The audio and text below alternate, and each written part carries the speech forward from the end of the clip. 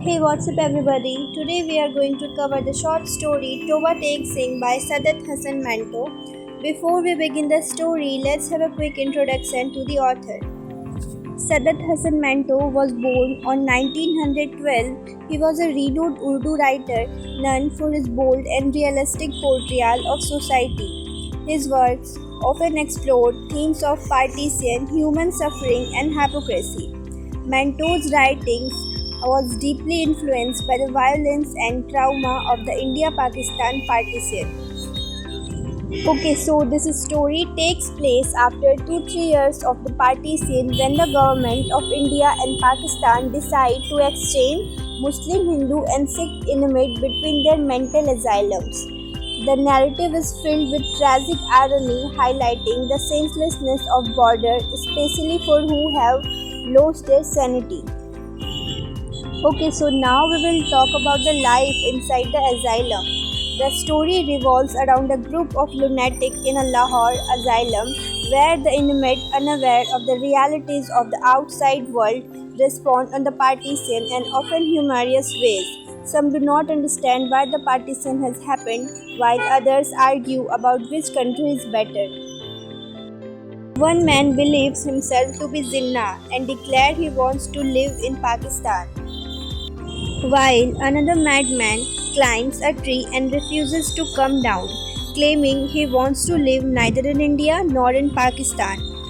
And a Muslim inmate refuses to move to Pakistan, saying he is quite happy in India because his favorite food beef is available there only. Now have a look on Bishan Singh, the protagonist who is the central character. So Bishan Singh is a Sikh inmate who has been in the asylum for 15 years. He rarely speaks except for his repeated nonsensical phrase that is, Apar di gurgur di annex di betiana, mung di dal di lalten. His only concern is the well-being of his village, Toba Tek Singh, and he constantly asks where it has ended up, India or in Pakistan.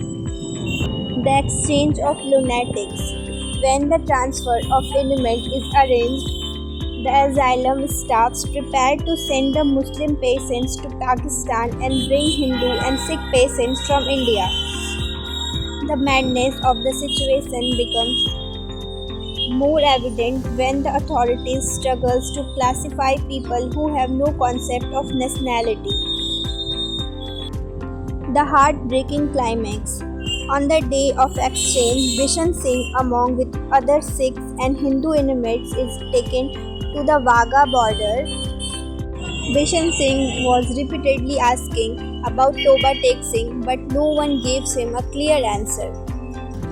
When he realized that his village has ended up in Pakistan but he is being sent to India, he refuses to move. In one of the most poignant moments, Bishan Singh collapses on the ground in no man's land, lying between the border of India and Pakistan, neither belonging to one nor the other. The story ends with the haunting image of his lifeless body lying in no man's land, symbolizing the tragic fate of countless people uprooted by partition. This is how the story ended. Now at the end, we will look at the gist of this story. So Toba Tek Singh is a powerful critic of the senselessness of partition through Bishan Singh's tragic fate. Manto highlights the suffering identity crisis caused by the division. The story ultimately questions whether the real madness lies in within asylum or in the world outside.